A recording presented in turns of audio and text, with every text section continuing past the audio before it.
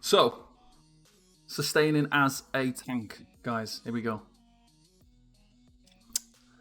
So, it's a common issue that tanking, the main problem with tanking is actually sustain. And a lot of people get the wrong idea. So people die as a tank. And the reason for it isn't because of the lack of healing and stuff. It's usually because of the lack of resources. So using a set like Leeching, for example, is no good if you've got no sustain, if you've got no resources. And a lot of people drift straight away to the Leeching set because of, obviously, it being advertised widely among the community from people. And it's not the correct way to go about tanking, because tanking is mostly about sustain management. So if you're not managing your sustain, Leeching's not going to work. The most cause of deaths is actually sustain related. It's like after human error. So human error is obviously a big cause of why a tank will die. A lack of healing. You can't blame a healer, and you can't blame anybody for the lack of healing because you have the ability to self-heal yourself. And you need sustain to be able to heal yourself. So that is the bigger thing, is if you can sustain, then you can heal yourself. And it doesn't matter if you've got no healer, you've got a bad healer, whatever. That's irrelevant if you're able to just heal yourself. And wearing a 5-piece set such as Leeching to do a job that one button press can do, so pressing Green Dragon Blood, which is going to give you a big heal up to full, or try using like an AoE heal, is going to heal you over time. That's going to be much more valuable than using a 5-piece healing set.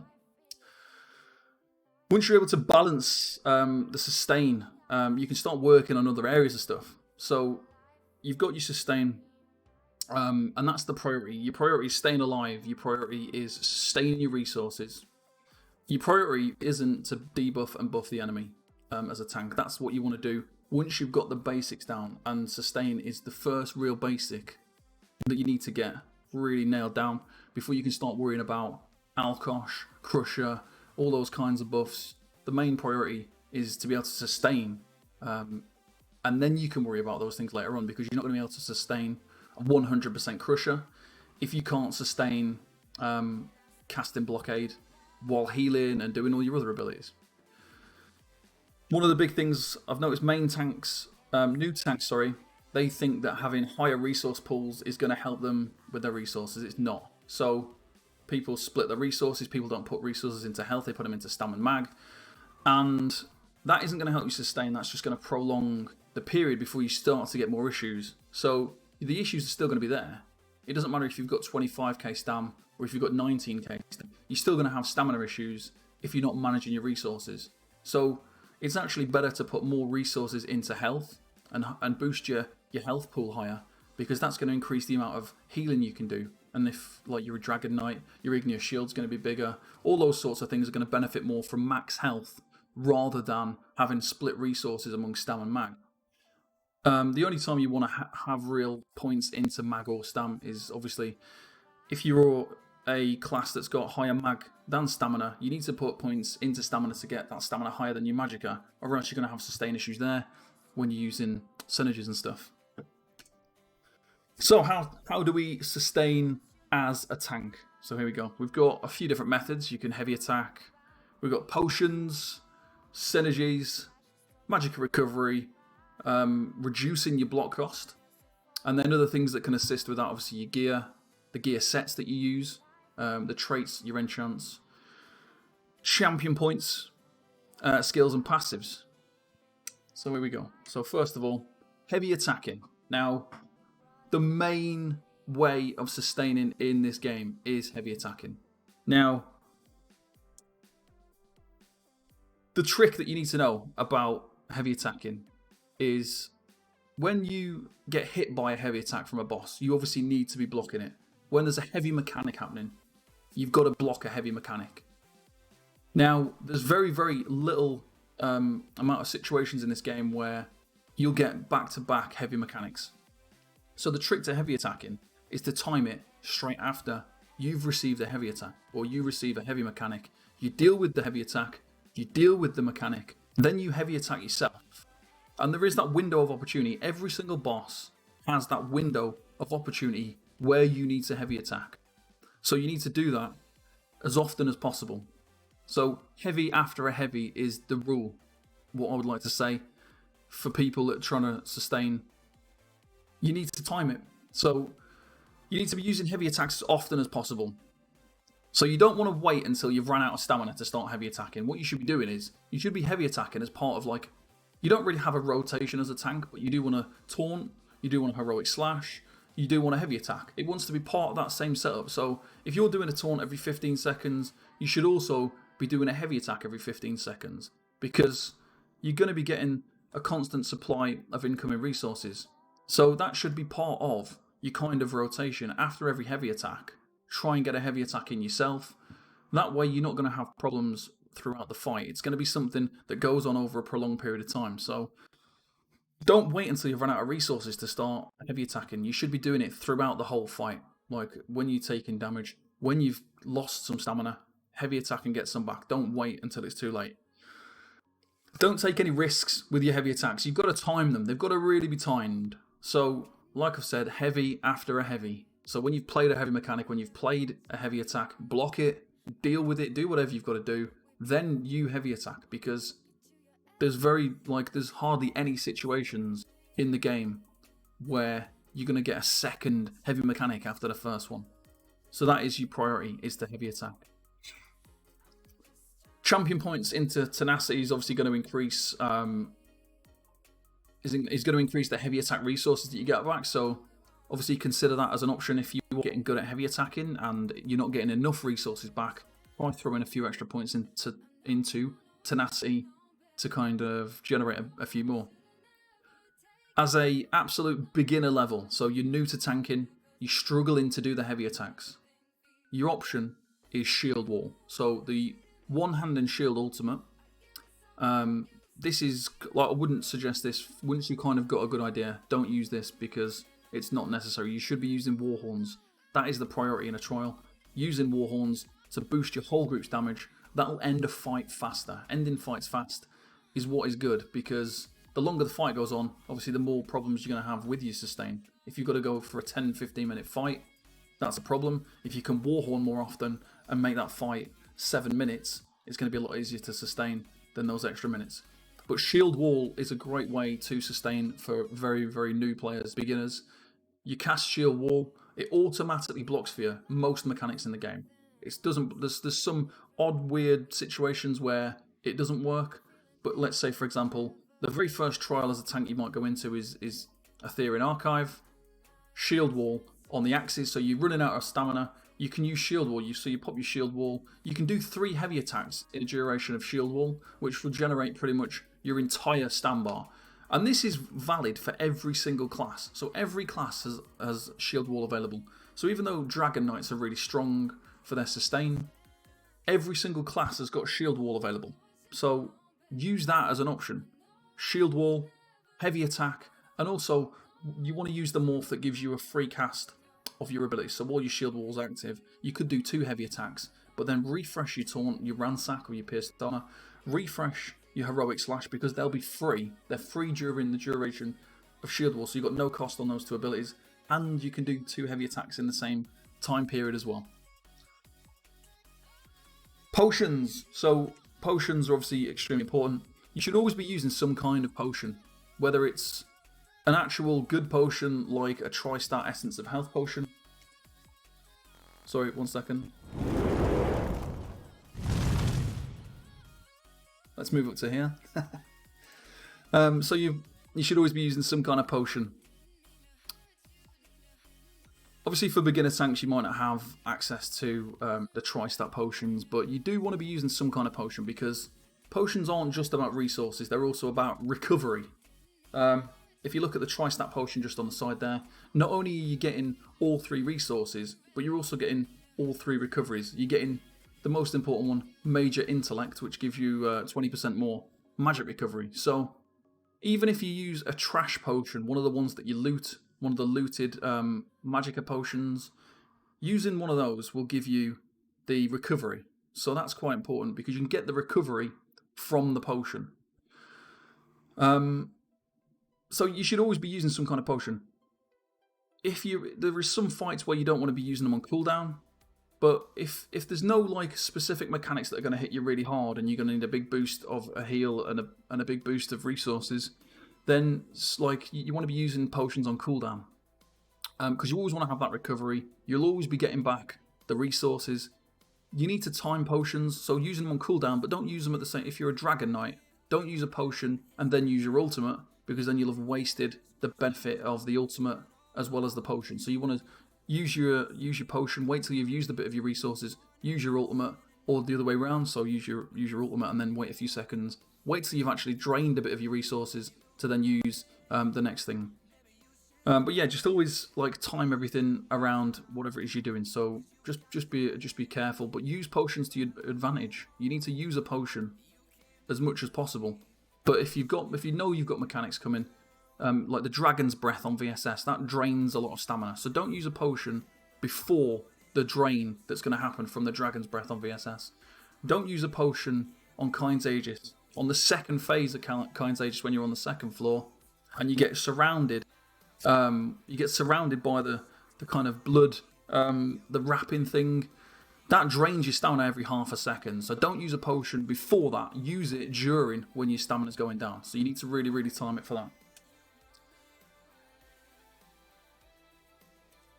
Oh, so synergies. We've got the next bit, synergies. Tanks are in the absolute best position in the game for using up synergies. You're on the boss. Everyone's dropping everything on the boss. The benefits of using synergies is mainly the Undaunted command passive. So depending on, if you use a 5-1-1 setup, you're going to have like a nice boost to your resources. Obviously here you can see with a 4, you get 4. I'm getting 4% of my max health, stamina, and Magicka, which is quite a lot of resources for every synergy that I use. Every synergy. You don't want to just be hammering synergies constantly though. It's the same thing with a potion. Don't use like an orb synergy if you don't need it. If you've got a full standby, you've just done your ultimate, you've just used a potion, don't use the orb synergy because you're just going to waste it. So time it. You're going to have a 20-second downtime on a synergy. So synergies have got 20 seconds cooldown. So if you use a synergy, you've got a long way to go before you can use the next one. So you need to really like time everything. Everything's about timing. So time your potion. Use that when you need it. Use your ultimate as a priority because obviously that's the main thing that's going to benefit your group. But time your potion usage around the time in between your ultimates. Synergy use, mainly the orb synergy, because the orb synergy is the one that's going to give you most of your resources. Time that one so that it's when you need it. Don't use it just for the sake of it. Obviously the Undaunted passives are very strong, so you're going to get resources with every synergy. And this is why Alkosh is so good on a tank, because you're in a prime position for using synergies, and you're also going to get all these resources that you need, so it's good. But Alkosh does require you, again, to time synergies. Alkosh is a good set, but for a beginner tank who's learning to sustain, I wouldn't use it for an absolute beginner level.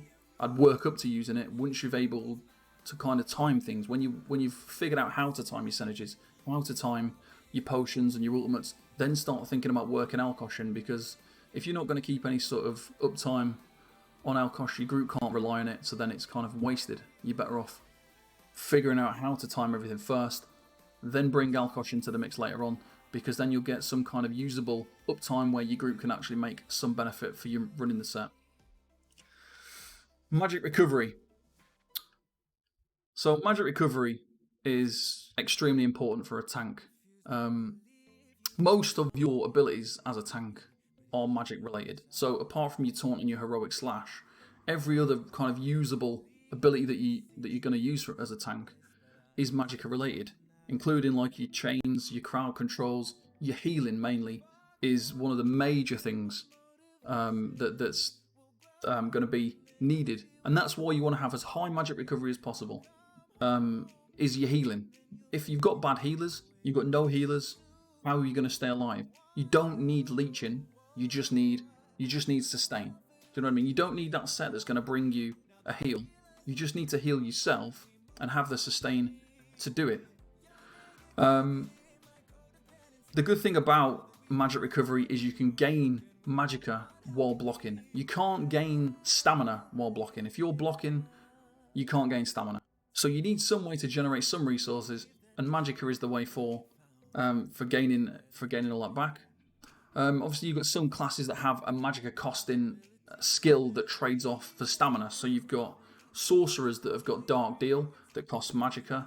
That gives you stamina back. You've got Dragon Knights, which have got the passives. When you use your Igneous Shield, that'll give you 990 stamina back. So you've got those two classes, which are very, very strong because you can trade your Magicka for stamina. So they're extremely important. Those two are obviously very good classes to be for a tank because they're so good for sustain, and it makes it easier for new players to play a sorcerer or to play a Dragon Knight because you don't have to worry about your stamina so much. As long as you've got high magic recovery, you can generate stamina. There we go, block cost. So block cost is one of the biggest stamina drains you're going to have aside from your taunt and your heroic slash. You want to try and get it as low as possible. So the more that you block, so as a beginner tank, you're going to be blocking a lot more often than an experienced person. So someone who's learnt a trial will only block the mechanics they need to block. You don't need to permanently block all the time in pretty much any content. There's very few pieces of content that require like full 100% blocking. Kain's Aegis hard mode almost needs full blocking because it's high damage for a prolonged period of time. So there's lots of phases through that fight where you need to be blocking most of the time. But generally, you don't need to block constantly for a lot of content. When you are blocking a lot, you need to reduce your block cost. That is really, really important, is to reduce down the block cost. But you need to do it to the point where you're not going to lose other areas of focus. So there is diminishing returns on block cost, which means the more you stack block cost, the kind of less effect that it has. So if you use 3 infused bracing enchants on your jewelry, there's going to be heavy diminishing returns there, and you're not going to get as much benefit as you would from having Magicka recovery, for example. So you want to be careful, you want to try and balance it. You need to try and work out what your stamina drain is in a fight, which is not a really difficult thing to do. You work out how often you taunt, you work out how often the boss hits, so usually a boss hits every 3 to 5 seconds. You work out your heroic slash and any other stamina drain that you've got happening. Then you work out how much your block cost is going to be effective. So you just work out block cost, how often you're taking damage, and then what's going to be more valuable. Is Magicka going to be more valuable? Is block cost going to be more valuable? Generally speaking, you only really need 1 bracing enchant, which is a block cost reduction. Using more than 1 is really hitting those diminishing returns quite high, and it doesn't really work out too well if you've got more than 1. So obviously your block cost will come from your sturdy gear, and it's the same thing there. So you want a few sturdy pieces, if not all sturdy when you first start out. The infused is obviously nice, but as a beginner, having all sturdy isn't bad either because you're going to be blocking a lot. As you get more experience, start working in some infused onto the big slots. And that's kind of up to you though. It's a personal preference. If you're comfortable with just having 4 sturdy, use 4 sturdy. If you're really struggling because you're taking so much stamina drain from blocking a lot, then maybe work in a few more sturdy pieces. Obviously you've got the bracing, you've got passives in your heavy armor. Not your heavy armor, sorry, your sword and board. You've got your green champion points that can reduce your block cost and defensive posture as well. There's a few different things in there that you can use to really lower that block cost down. Just going to flick onto the game quickly so we don't get disconnected. Now I'm going to answer any questions shortly, guys. If anybody's got any questions, I'm just going to get through this first, and then I'll have a quick look through the chat. I'm sorry for missing the messages, but thank you for the follows and stuff, guys. Appreciate it. Gear and enchants. So, monster sets, first of all. So, there is a lot of gear in the game that can be utilised for sustaining. And the priority gear that you want to use to try and sustain is a monster set. Now, a lot of groups might want you to run a certain monster set to help the group, but if you're going to die or run out of resources, then the priority is for you to sustain yourself more than trying to provide some minor benefits to your group that's going to cause you to die or run out of resources. Using a monster set is much more beneficial because it still means you can run your 2 5-piece gear sets, which are usually for buffing your group and helping your group. You're going to help your group out with the 2 sets. The monster set is the least important thing for a group. So this is the one thing you can really use yourself to give yourself that extra bit of sustain. So we've got a few. These are the main options here. You've got Chokethorn. You just use the 1 piece of Chokethorn, the 1 piece of Shadow Rend. When you mix them together, there are 129 Magicka for each piece. So for a DK or a Sorcerer especially, boosting up that Magicka level at beginner level, at the kind of lower scale, when you're really struggling for sustain, Magic Recovery is extremely important. When you tie in those 2 pieces of Magic Recovery from 1 Chokethorn, 1 Shadow Rend, with Infused Magic Recovery Jewelry, you're starting to get into the kind of 2k mark, 2k Magic Recovery. So every 2 seconds, you're going to get 2,000 Magic Recovery. You can then turn that into an Igneous Shield to give yourself 990 stamina. So it's extremely important when you're first starting out or when you're struggling. If you, especially like I say, on a DK, you're going to be able to sustain great with that. If you're struggling with your max sustain in general, because sometimes people do struggle with their max sustain when you're having to do a lot of self-healing and things like that, you want to boost your Magic Recovery as a priority. And Magic Recovery is generally more important than reduced Magicka cost, because you're not really spamming Magicka abilities. The more you spam a Magicka ability, the more reduced cost becomes useful, but reduced cost has diminishing returns more so than stacking Magicka Recovery. Engine Guardian. So this is all for a Greymore patch. Engine Guardian is still quite a really strong set. So it's going to give you 1 of 3 resources. Anytime you cast an ability that uses resources. So you can't cast like a free ability. Like Ellie Drain doesn't cause Engine Guardian to proc. But when you cast an ability that uses up some kind of resource, it procs so often. 25% chance. It gives you resources every half a second. And it's a lot of resources. And even if it's Magicka, it's useful because Magicka, like I say, most of your abilities on a tank are Magicka. Your healing costs Magicka. So the Magicka is fine. The heal is probably the only one that's not necessary, but obviously if you're taking damage, then a heal's not a bad thing.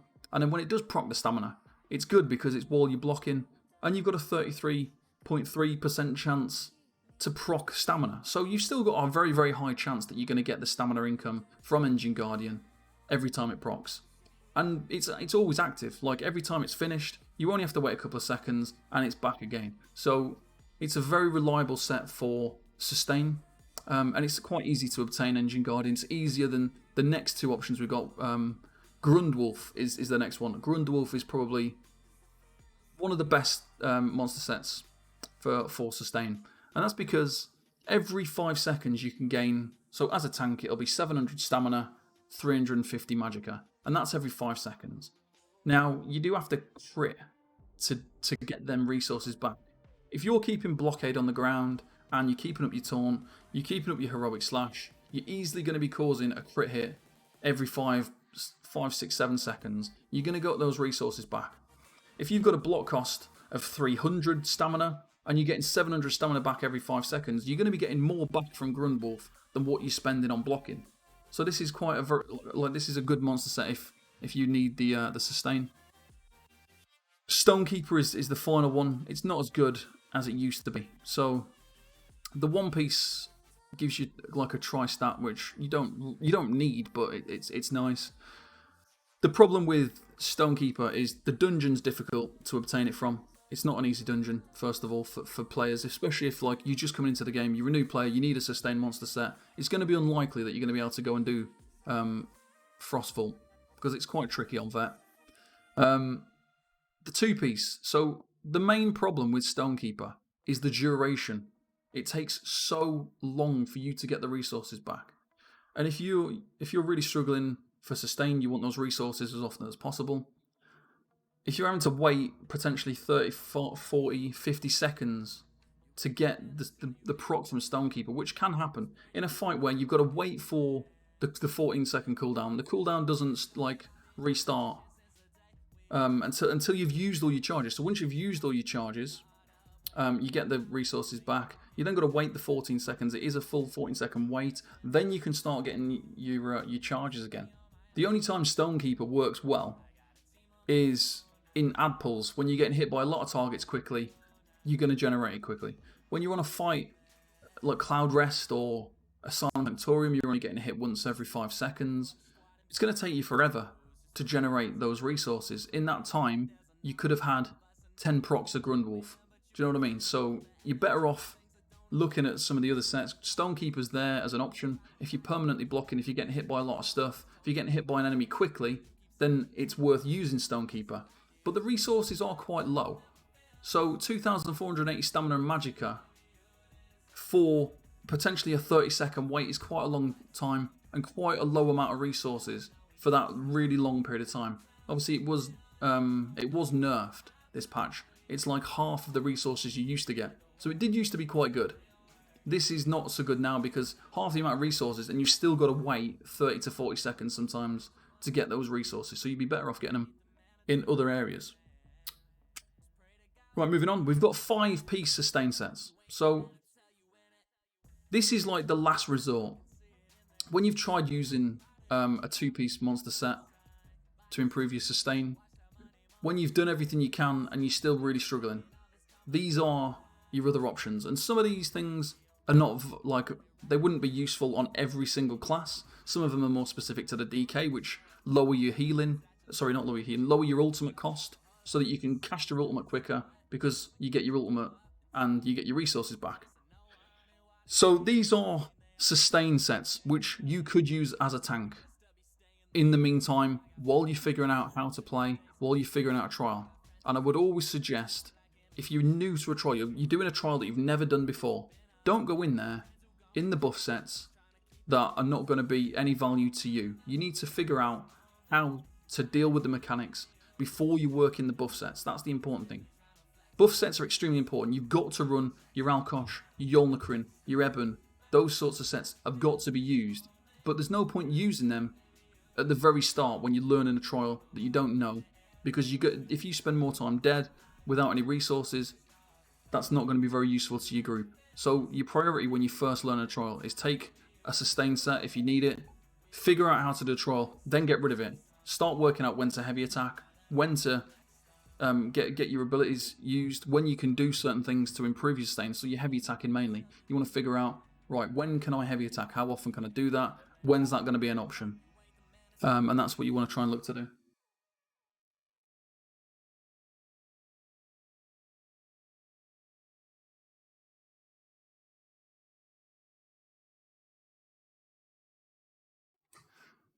Yeah, so like I say, these are your 5-piece sustain sets. These are the last resort. So don't use these. Obviously, the Bloodlord's Embrace isn't a 5-piece, but it's still there. Seducer is obviously a very good set for a tank. Heavy, you can craft it in heavy. It's going to help you sustain on your Magicka. Things like Wormcult and Herseens, very good. And they're also group buff sets, so they're working in 2 ways. They're helping you and they're helping your group out, so they're both good sets to run. But yeah, we've got the Bloodlord's Embrace in there. It's a decent set. It's not that great, in all honesty, because it just takes so long to proc. It's a similar problem with the Bloodlord's Embrace as you get with Stonekeeper. It just takes so long to get the resources that you need from it that it doesn't really work out as good as other options.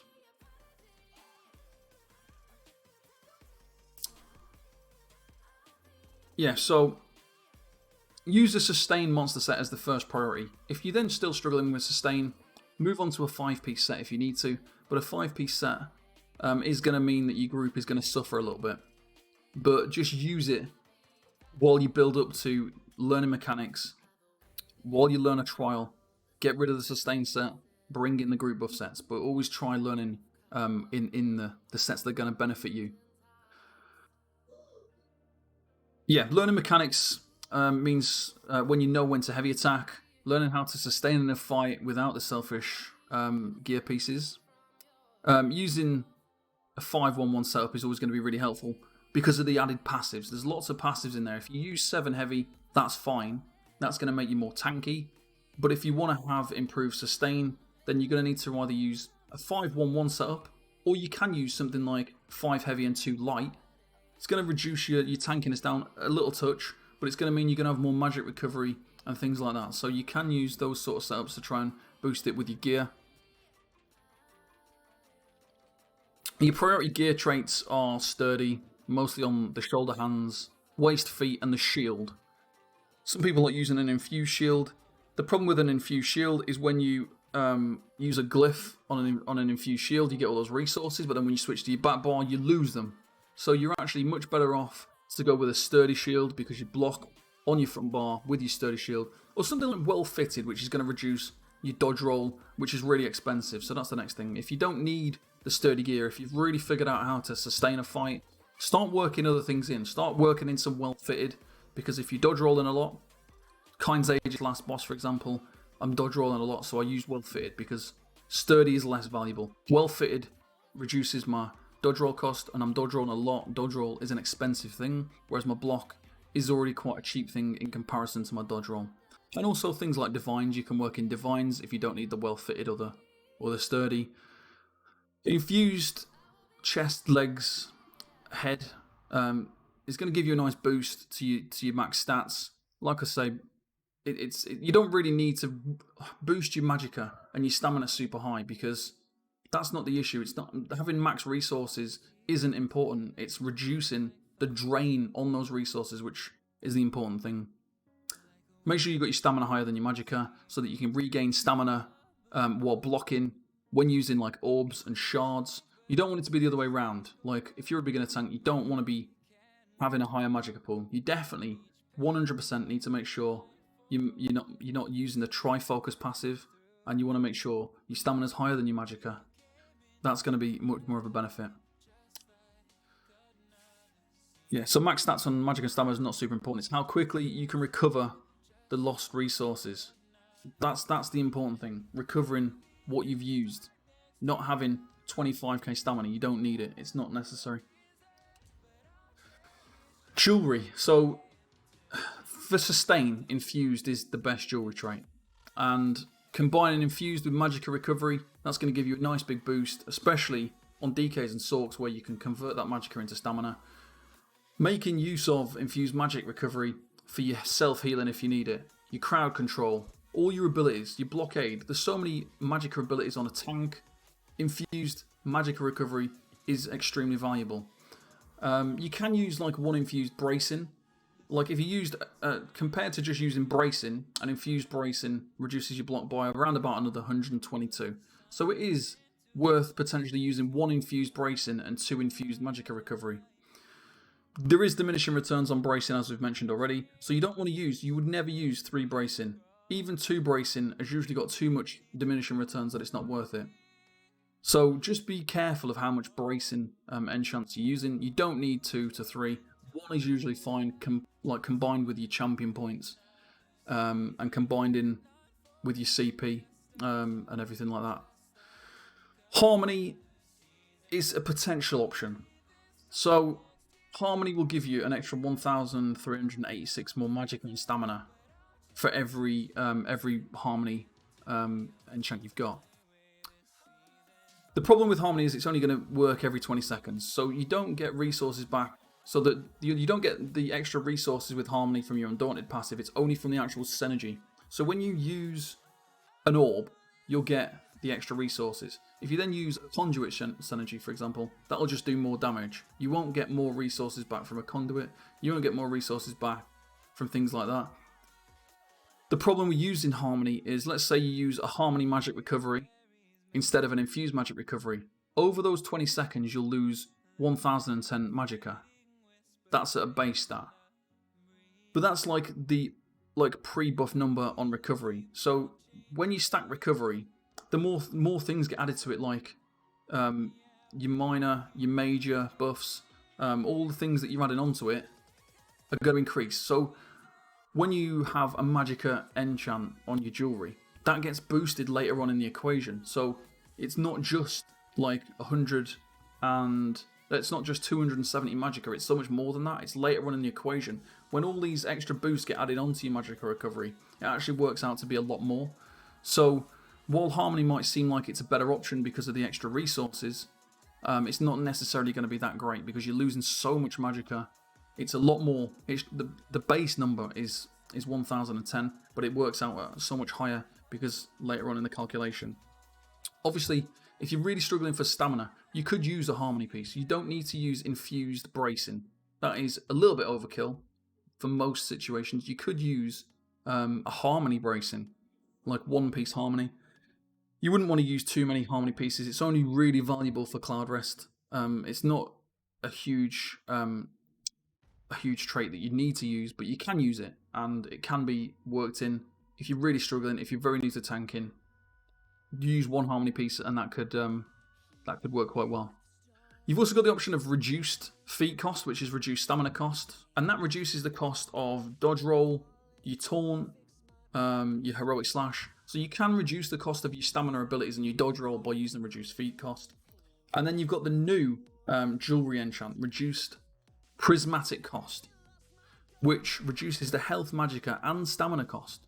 When you use that on an infused piece of jewelry, that really helps sustain. I've been using it recently while I've been doing Kind's Aegis, and the prismatic cost reduction. So the new glyph that's out now, not there's a prismatic recovery. That one's not very good. The prismatic cost reduction is strong because it's almost the equivalent of having yourself just wearing your own personal Herseens, your own personal worm cult, and then like a health equivalent of one as well. It's very strong, and it reduces the cost of your dodge roll as well and things like that. It's not going to next patch though. They've removed that next patch at the minute. But generally speaking, the reduced prismatic cost will just reduce down the cost of everything that you do as a tank. So it's very, very strong when you use it as an infused piece, because it's almost the equivalent of having worm cult and Herseens. And you can wear worm cult and Herseens, so it'll stack on top of that as well.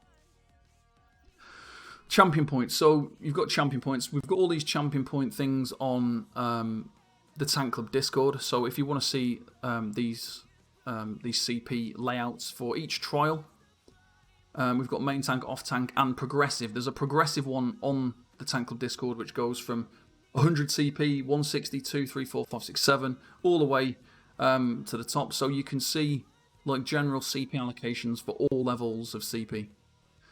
Now obviously the priority CP for sustain is your green CP, and you need to kind of have a think about what it is you're doing in each trial. So the setups that we've got here are based on what mechanics happen within those particular trials.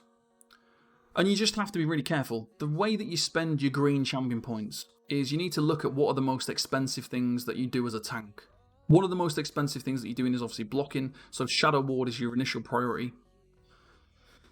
Your Arcanist is going to give you a bit of Magicka recovery. You don't really want to put more than 64 points into Arcanist on a tank, because the extra 2% that you're going to get costs so much champion points that you do need to allocate elsewhere to be more effective.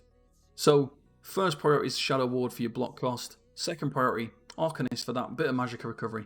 And then we start going on to Tumbling and Warlord. So Tumbling and Warlord are your next two things that are a major priority. So dodge rolling is very expensive, and if you end up having to dodge roll back to back, then obviously the cost increases. So reducing the cost of your dodge roll is extremely important, because it's an expensive thing that you have to do as a tank. It costs a lot more than your block cost, so you do want to stack quite a lot into tumbling because it is expensive. And so is breaking free. If you're getting hit by a mechanic and you have to break free, breaking free is very expensive, and you never know when it might happen. If it's at a time when you're not really sure and you might get stunned, you're going to need the resources to break free. So it's important to have that as low as possible, so that even if you're quite low on stamina, you're going to be able to break free, because if you're unable to break free, you're very likely going to die. So that is a high priority, is to have points into Warlord. Bashing Focus is a minor priority. So Bashing doesn't cost that much stamina, so you don't need to stack points into Bashing Focus, and there's very few areas where you actually need to bash. And there's some things where you only need to just do one interrupt. So putting loads of points into Bashing Focus is just a huge waste. Other than on something such as More of Lorcash, where you've got the ad that needs to be bashed. You've got the render, you've got to bash it. Obviously you need to stack points into bashing then, because you have to be bashing it as many, well, it can be quite a long time. It depends on how good your group is and how good the damage is. You could have to bash it for quite a long time. It's worth putting points into bash for More of Lorcash. But for every other trial, you might have to do one interrupt. So there's no point in doing, there's no point in stacking points into Bashing Focus unless you're actually having to bash on a regular basis because it's not that expensive to do a bash anyway. Points into Sprinter is just kind of optional. It's usually just for things where you're running to get to ads, you're running to move from one room to another, one area to the next. It just reduces the cost to sprint a little bit and just helps you kind of sustain getting around the room quicker and making sure you're getting your stacks correct. And then Tenacity. So Tenacity is going to increase the amount of resources you gain from heavy attacking. Again, it's kind of up to you. And for things like Sunspine Aegis there, I've got 0 points in Tenacity because you don't get many opportunities to actually do a heavy attack, so it's a bit of a waste on the CP when you can stack it in other areas such as Tumbling where you dodge rolling a lot, and in case you need to break free, those are much more important than the Tenacity. But for most of the trials, Tenacity points are quite important to make sure you've got those in. Flogged out. What's my part?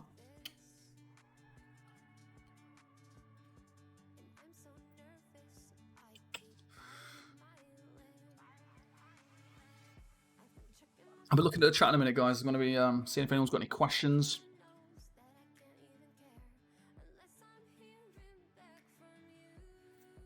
We're near the end of the presentation now, so I'm just going to load into the game just to make sure you guys are definitely getting your drops and stuff. Don't want you guys to miss out.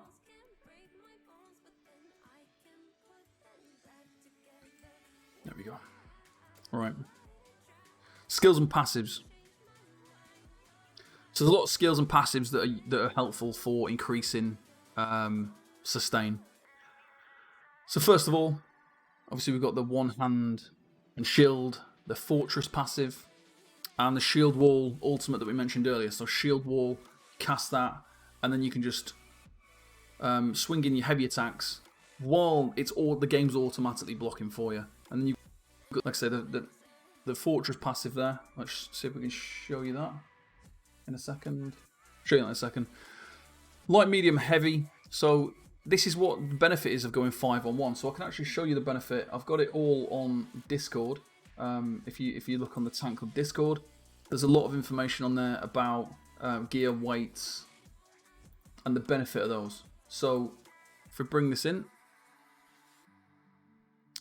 obviously we've got all this information. So running 7 heavy, obviously you only gain the benefit of the heavy armor passives.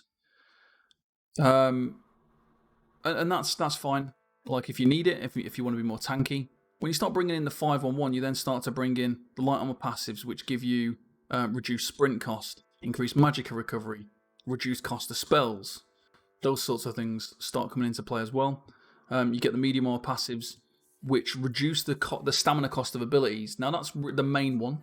And then the one that reduces your dodge roll as well. So if you're dodge rolling a lot, 5-on-1 is going to be a good setup because obviously you've got the medium armor passive that's going to reduce your cost of dodge roll. The other setup I mentioned earlier was doing for like 5 heavy and then 2 medium or light. So if you dodge roll in a lot, 5 heavy and 2 medium is going to reduce your dodge roll by 8%. If you do 2 light pieces, so you're not really dodge rolling much, take the extra Magicka recovery. You've got 8% Magicka recovery and reduce spell cost 4%. Reduce sprint cost 6%. So the setup's up to you, but 5-on-1's the most beneficial for resource sake, or doing 5-2. So 5 heavy, 2 medium if you dodge roll a lot, or 5 with 2 light if you need the extra Magicka recovery and that sort of sustain. So those are the passives you're going to benefit. Oh. Mage's Guild. So Mage's Guild is extremely important in terms of sustain. So we've got the skill balance, and balance is a huge skill for sustaining. We're going to look here. So we've got balance. Like, it's going to give major resolve. So major resolve is obviously a reasonably important buff. It's going to increase your spell and physical resistance. Every class has got their own major resolve buff. But balance is going to give you 3,000 Magicka in exchange of health. Now, for me, it's 4,918 health it's going to cost for me to get 3,000 Magicka. That's because I'm running one of the infused things that I mentioned earlier, infused prismatic cost reduction. So it's usually 5,100. It's been reduced down a little bit there because I'm using one of those enchants that I mentioned. And this is one of you. This is the most important way to sustain. So when you are in a group, you should have incoming heals. You should always have some kind of heals. Healing is coming from healers. You've got your own healing coming potentially from Blood Altar, and there's sources of income that you can be gaining. So that is going to be a great way to keep yourself sustained on your Magicka. And you can use this in a similar way to what I mentioned with the heavy attacks. So you time your balance. You don't want to balance at the wrong time. You need to time it in the same way that you use a heavy attack. So wait until you've took a heavy mechanic, and then you could balance and heavy attack. So then you gain stamina and Magicka.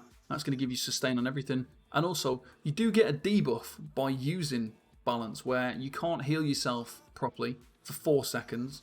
So you don't really do that like as you're going to get hit by a major attack, because then you're not going to be able to heal yourself back. So you time it. You get hit, you then do a heavy attack, you use your balance. That's going to be the way to sustain for most situations. You do everything straight after you've taken a heavy mechanic or a heavy attack yourself. Undaunted, we mentioned the Undaunted passive earlier, the Undaunted command. So every time you use this energy, you get some resources back. We've got the support skill Barrier. So when you slot Barrier or you slot Purge, if you've got the Magicka Aid passive, you're going to get 10% more Magicka recovery, which is extremely important.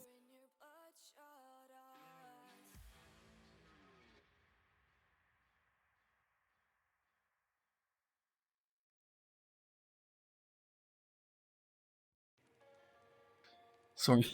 And then we start moving on to the class-based resource passives and skills. So the Dragon Knight has got the Battle Roar passive. And this is why the Dragon Knight is the easiest beginner tank class to play, because they've got the Battle Roar passive. So every time you use your ultimate, you gain back pretty much all your resources. So you have got to do this.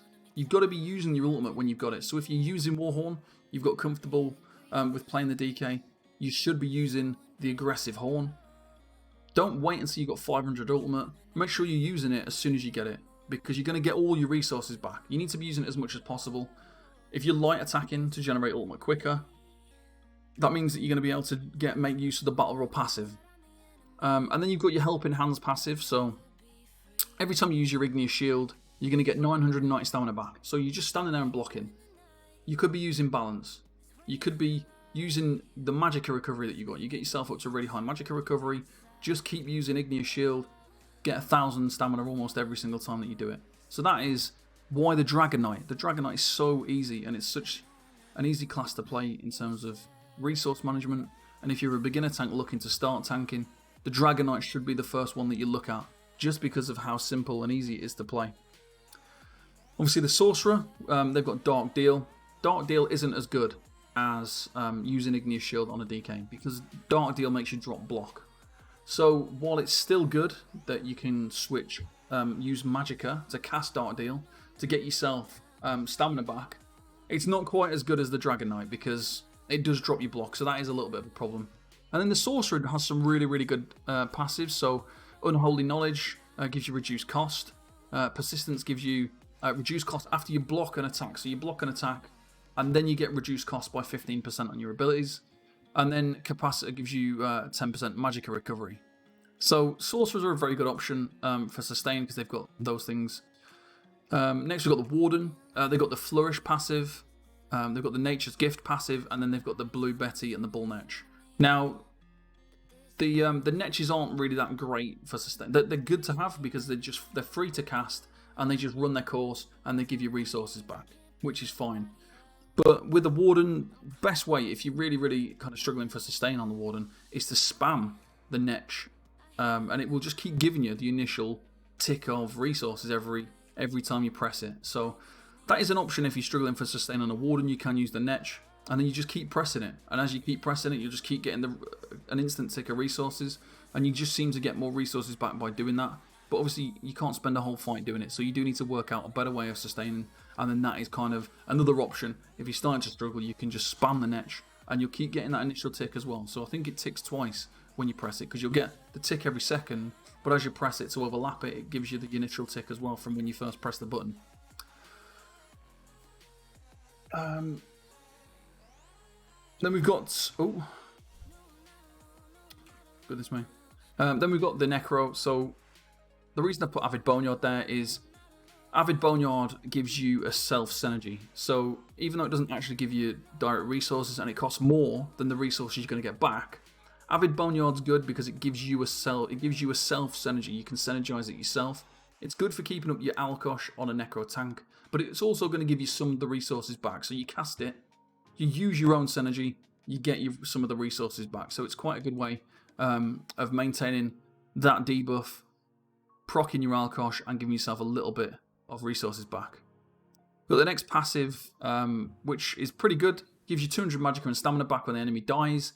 You only have to have hit the enemy, and you need to be within 28 meters. So it's quite good because you're going to get resources back, especially during ad pulls or fights where there's ads. So there's quite a lot of boss fights with ads, and when they die, you'll get resources back. So that's pretty good.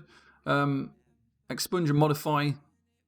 It's a purge basically. It's a Necro's version of a purge, and when you do use it, you restore Magicka and stamina for each negative effect. So if you've got 5 negative effects, you get more resources back. So it's a way to sustain. It depends how many negative. If you don't really get many negative effects during a fight, it's obviously going to be less useful. But in a fight where you're going to get a lot of incoming negative effects, you can just cleanse them off yourself and gain back resources by doing it. And just by having it slotted, you get reduced cost as well. Undead Confederate, 200 mag recovery you get from this when you've got summon active. So if you use the Spirit Mender, for example, you'll get 200 recovery. So that's pretty good, especially if you're stacking it with all your other sources of mag recovery, and then you've got your Spirit Mender as well, then you've got that one in there. Templar has got a 5% reduced cost. They've got the Restoring Focus, which when you stood inside it, you regain 240 stamina a second. So that is the main way to sustain a Templar outside of your heavy attacks and your potions and your synergies, is standing inside the Restoring Focus.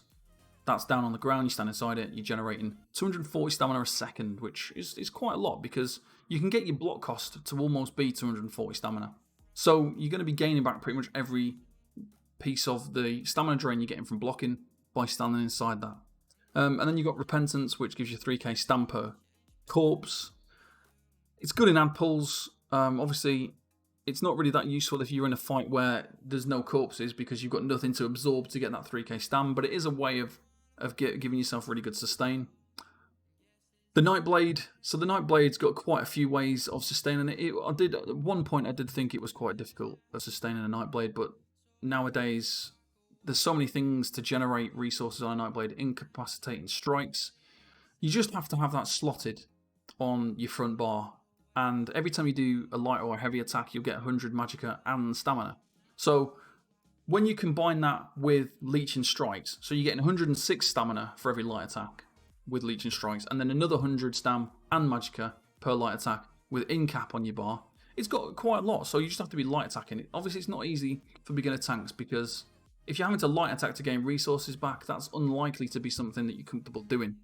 So this does require a little bit of a higher skill level because you do have to be dropping your block and you have to be doing light attacks, but you are going to be gaining quite a lot of resources. And obviously, when you're not blocking, you're also getting your stam regen, and you're also getting you're also not losing stamina from blocking. And then you've got a few different passives there. 10% recovery, Magicka Flood, which is giving you extra max Magicka. Obviously, with Leeching Strikes as well. When the ability ends, you get a big splash of resources at the end. So it gives you a nice big 4k stamina at the end of the ability as well. So you've got that whole time where you're generating it, and then boom, at the end you get a nice big 4k stam. So the main thing with skills is try not to overcast your abilities. So you don't need to be taunting every 5 seconds. You don't need to be doing a heroic slash every 5 seconds. You need to time things. So even if you're on console, you can turn on your in-game buff and debuff trackers for enemies. Just make sure it's only your debuffs on the enemy. Make sure you're only tracking like certain buffs as well. So there's a lot of options in there. Or you can get add-ons on PC. But you don't want to be overcasting things too much. The main 3 things you want to focus on to start with when you're tanking is obviously your taunt, which is a stam cost, heroic slash, and then your major resolve. And don't overcast those things. Just take it easy. Use them when they're about to run out. So you don't need to taunt like super often. You just need to taunt on cooldown, so 13, 14 seconds, start thinking about refreshing it. Obviously, don't let it run out, but just cast it just when it's about to run out, so that you're not overcasting it, you're not wasting all that stamina, and keep using your taunt. And that's one of the biggest drains on stamina aside from blocking is wasting resources by overcasting. Yeah, make use of all your class-based passives as a priority. So get all the passives you need. There's passives that every class has got that boost sustain. So really read through them. We've just gone over pretty much all of them there, and just use the ones that are important. So the ones that have got resource-based incoming support to you, they need to be used. And then your class-based skills are like an optional thing. So using Leeching Strikes as a Night Blade is optional. You don't have to have it. And in some fights, you might not have space on your bar for it. But if you're struggling for sustain, then you've got to use it. You have no other option. You need to be casting it. You need to be using it. You need to be making some kind of benefit from that. Right. That is more or less the end of the presentation, guys. So now it's down to you if anyone's got any questions. Now's a good time to ask away. So any questions that you've got about sustain and things like that, ask me now, and I'll do my best to answer them.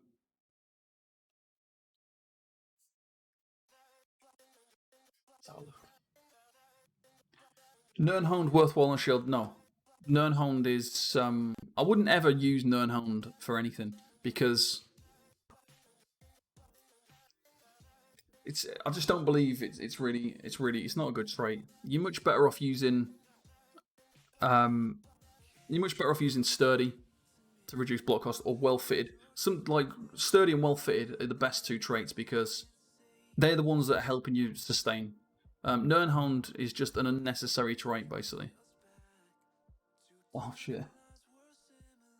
I'm gonna give it a minute because people have got ads. I'll be putting the video on YouTube after, yeah. I was hoping I'd get a nice clean video so that I don't have to really edit it.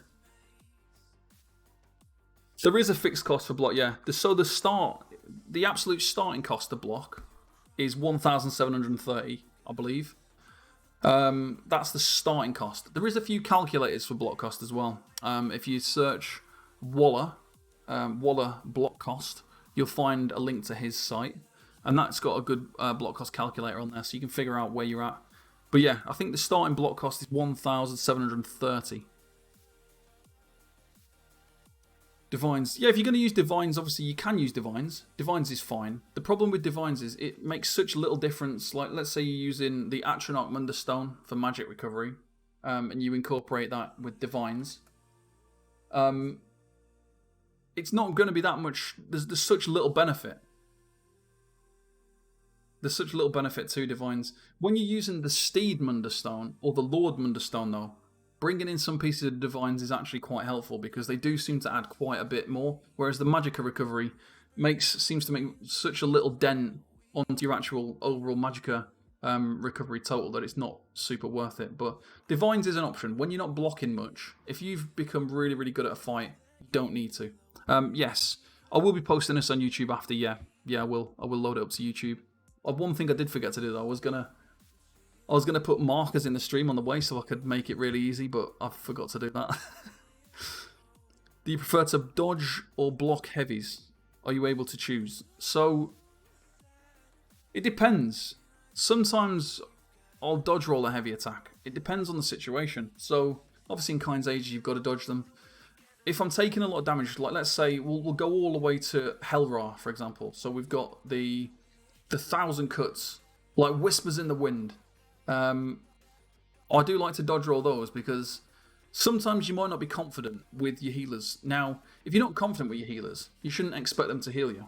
Do you know what I mean? If you're not 100% confident they're going to keep you alive, then you've got to do something yourself to either avoid the damage or do something to stop it from happening. So dodge rolling is an option. If you've got little faith in your healers, if you're in a run where it might be with some random people, you don't know who you're working with or whatever, then yeah, consider dodge rolling the heavy attacks because you'll just avoid the damage. But you have to be careful because in some fights when you try and dodge roll something, you might get hit by something else. Like in Kind's Aegis, if you've got a meteor that's about to hit you, if you dodge roll a heavy attack but then mid dodge roll you get hit by a meteor, it stuns you, and then you get killed. So you do have to be careful which ones you are dodge rolling, but generally, yeah. Dodge rolling is a thing that people should be doing, and it is an expensive thing to do as a tank. It's quite a high stamina cost, but you avoid the damage. So avoid damage where possible. If you can avoid it, dodge roll a heavy attack and then follow it up with a heavy attack. So if you're getting heavy attacked, dodge roll it, then heavy attack yourself. You're probably going to get all of the resources back that you spent dodge rolling. So it cost you nothing, but you avoided all the damage and you didn't die. Yeah, yeah, definitely. If you don't need much attention from a healer, they can focus. Exactly. So when you get like in a better group, you might want to dodge roll and avoid certain hits with a good group because they're trying to focus on keeping up group buffs, keeping up debuffs on a target. So you don't want to be taking loads of damage because you want to have the healers doing, because their job also is not just healing. Their job is to obviously buff the group, debuff the targets. So if you can avoid some of the damage, you can help those guys because they're having to do less effort healing you. Does dodge roll drop block? So dodge roll's a weird one because obviously when you dodge roll, what happens is you avoid all incoming damage. So if you're getting hit by something, you dodge roll, you don't take any damage because you evade it. You're evading the damage. But there's certain things that are channeled onto you. Like I say, a meteor might be channeled onto you, and if you'd mid dodge roll, then it stuns you or it hits you, and there's very little things that really do that. So dodge roll is the safe option for most things, but it can catch you out when you've got something that's channeled onto you, and when you dodge roll, it's still channeled and it's still going to hit you, so it doesn't matter. Yeah, you can get caught out with things like that. Frost Staff on second bar for a second taunt, and good, or just stick with sword and shield. So Frost Staff's good on your back bar. So using one hand and shield on your front bar is the most optimal way to run a tank. With a staff on the back bar, either a Frost Staff or a Shock Staff. But you don't want to be taunting with a heavy attack. You don't really. If you're asking a question of what kind of weapon should I use, I would assume that you're fairly new to tanking. And I would never tell anybody to use a Frost Staff heavy attack for taunting in that situation. I would use Inner Rage from the Undaunted skill line, and I wouldn't heavy attack with a Frost Staff because you have to drop block for 4 seconds to get your heavy attack off to taunt the enemy, which is not realistic. It's too long, and it means that you're going to take far too much damage. So yeah, don't have the Tri-Focus passive. Don't use the Tri-Focus passive. Don't use the Frost Staff for taunting. Use the Undaunted skill line. So there's the range taunt in the Undaunted skill line in a fire. Use that instead because that's so much quicker. Yes, the Frost Staff heavy attack doesn't cost anything. It's free and it's going to give you resources, but it's too long. It's not reliable, and it means you've got to drop block for a long time. So it's not really sufficient for a lot of people. If you're new to tanking, there's not really many situations you're going to be in where you can afford to drop block for 4 seconds because you won't know the fights well enough to do that.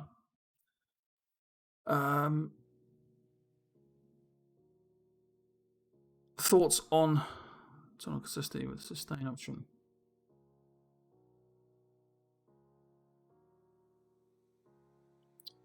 So, any set that gives you stamina recovery is not really worth looking at, to be honest, because you're never going to benefit from any kind of stamina recovery as a tank because you're blocking.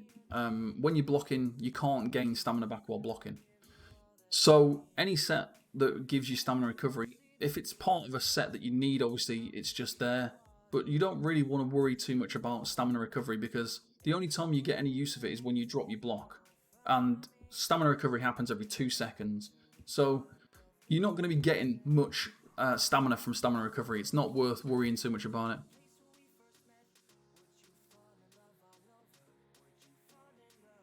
Does the assault passive reach influence the distance you can range taunt?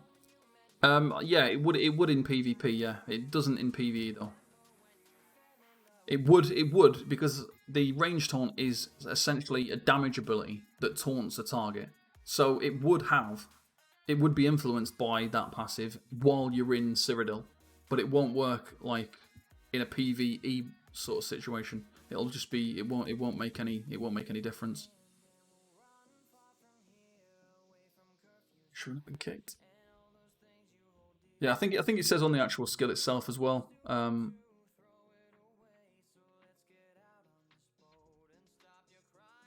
Yeah. So increase the range of long-ranged abilities by 2 meters while near a keep or an outpost. Any ability with a range greater than 28 meters is affected. So actually, that is 28 meters. So it might not because it says greater than 28 meters. So I don't think it would affect in a range anyway, even in PvP. But yeah, that is just a PvP only passive. Yeah, no worries. No worries. Any other questions, guys? Any questions on tank sustain, mainly?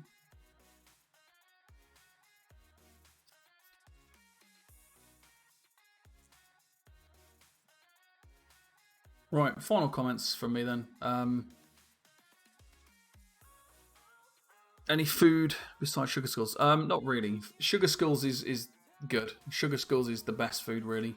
The only other food that I do sometimes consider using is the citrus fillet food that gives Magicka and Magicka recovery and health.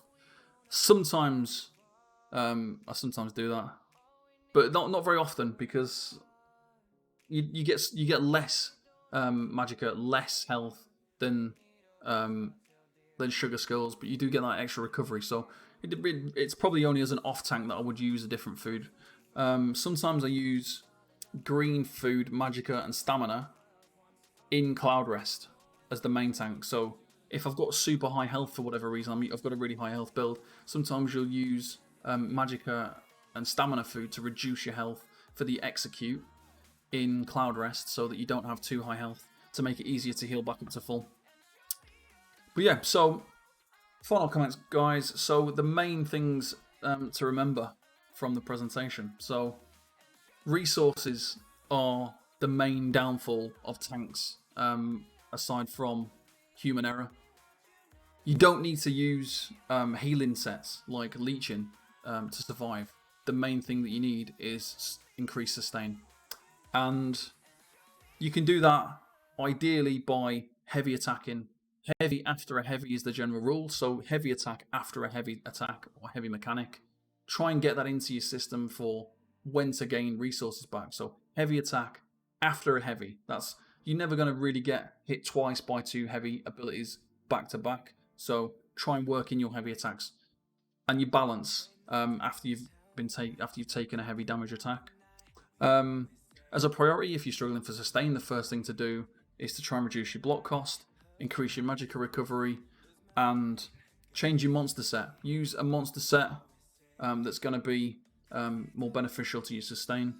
If you're still struggling after changing all those things, and you've looked at your CP, you've increased your block cost and your CP and all those sorts of things, then look at a 5-piece set, and then use a 5-piece sustain set while you get used to a fight. So try crafting a set of seducers or the list that we had up before.